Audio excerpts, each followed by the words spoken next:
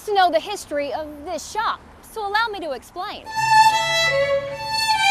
His name hangs over the door. His many talents can be heard just inside it.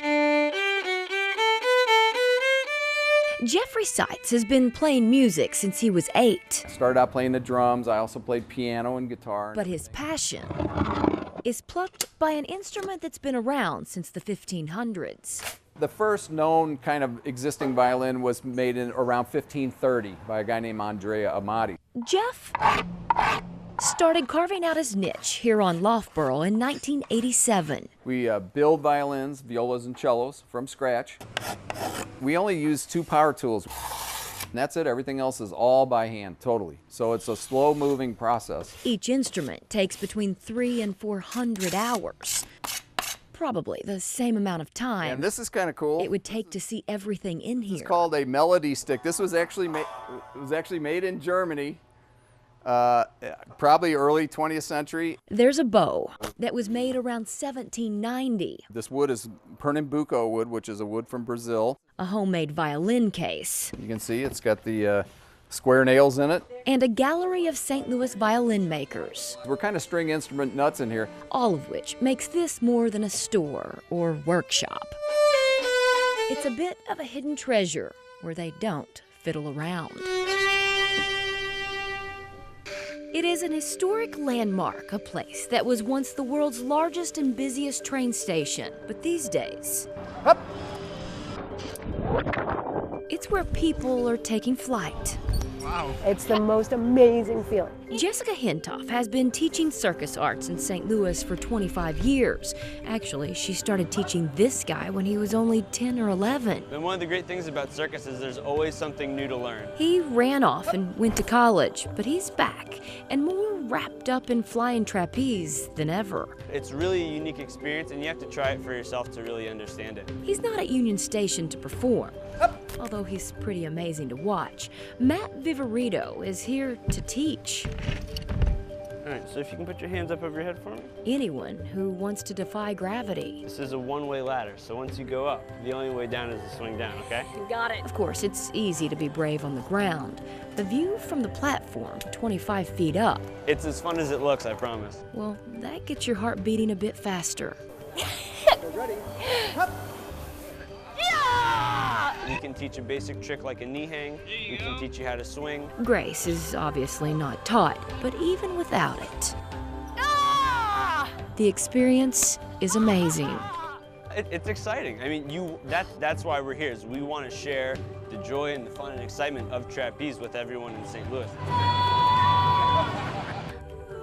Well, he wants to know what's being done to the Eads Bridge, so let me show you what I found out. It is an engineering masterpiece, the oldest bridge still in use over the mighty Mississippi River. Yeah, it's doing great for 140 years.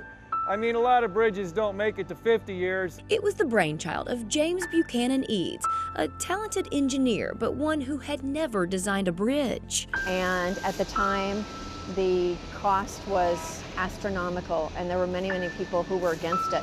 There were people who, once it was being built, were afraid it was going to fall into the Mississippi River. It has stood the test of time. Entering the Eads Bridge work zone for routine inspection. And is a National Historic Landmark in need of a facelift.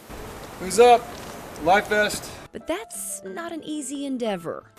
It is a custom bridge. There are literally no 2 pieces of metal on the bridge that are identical. It's A structure that is being stripped down. This is all lead-based coating, lead-based paint, so that when we remove it, we have to completely contain the section that we're blasting in, capture all of the waste. And repainted. It's called a complete rehabilitation. The tracks, the superstructure, refurbishing. If we see structure that is showing signs of wear and tear or has cracked, we're replacing that. It's a project at the halfway point, 700 and something days in. Just very recently, we now have switched sides of the bridge. Work on the westbound tracks is complete.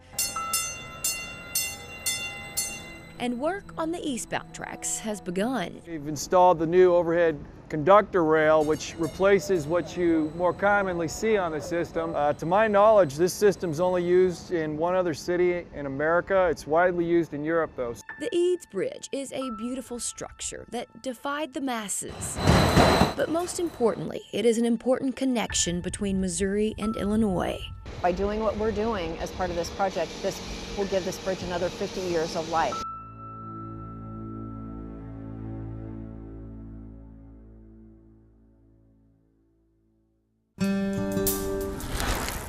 People like to work out here. It's a big workout lake. With a 320-acre lake, people tend to flock here. They come and they jog early in the morning. They run the trail because it's a 3.7-mile round trail all the way around the lake. Cheryl Beckman is talking about Creve Lake. It was a expo of the Missouri River, and then when they channeled that Missouri River, they cut it off, and it's just a natural lake now. It's the biggest natural lake in Missouri. Cheryl has spent almost every day in the summer for the last 7 years here. And we're at the rental where we rent out canoes, double kayaks, single kayaks, stand-up paddle boards, bicycles, anything you'd like. We have the quadricycle bikes that have 2-person pedal, 4-person pedal. The hottest and newest thing going on the water is paddleboarding. The paddle boards are a really big hit this year. I mean, it's a new fad. Everybody wants to do it, especially on calm days. Even when it's rough like this, they still want to go out, but it's a really good core workout. You just put your paddle up front like this. You can either kneel or sit on it. You want to keep your arms straight so that you're paddling into the waves. Yeah, it was a lot of work. So yeah. Did you get a workout? Yeah, it was like a working out session. You can bring your own canoes or kayaks or paddle boards. But for only $10 an hour, Cheryl will rent you affordable fun. We try and fit the person with the right equipment. So if you're a larger person, we try and put you into the right kayak or the right canoe.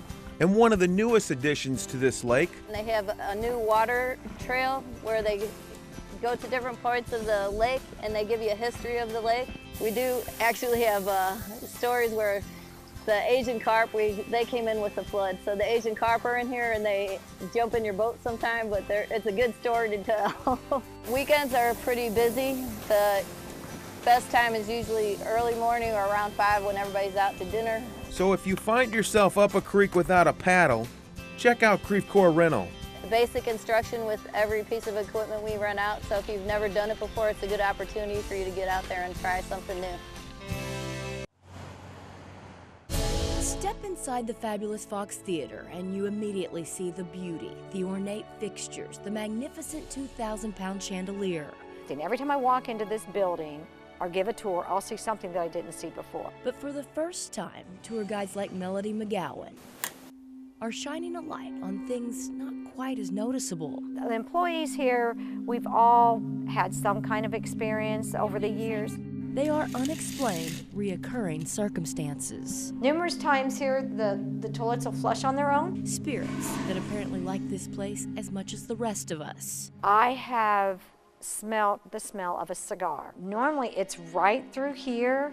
It's close to this door because I would always try and check and see, is there somebody in there trying to hide smoking a cigar? She's not the only one to pick up the scent. This is not your throw a sheet over you and use pulleys and everything kind of goes. These have actually been documented now by the St. Louis Paranormal Research Society. They actually saw documented like a puff of smoke. Now I've never seen a puff. I've just smelt it. When I read that, I was like a hallelujah. I was not crazy. Actually, they found several entities. Actually, one of the apparitions that was discovered was over there in that area, and we have it documented. We have a picture of it. It shows a figure sitting in the seat. Something suspicious on every floor. We're going into the screening room, so what they would do, they would use the projectors to show the movies to decide which they were going to show and which not. It's also where voices have been heard. And they've heard someone say Eve, take a call or make a call. Eve was the wife of William Fox, who built this movie palace in 1929, the place where you come to see great performances on stage, but never know who's really watching you.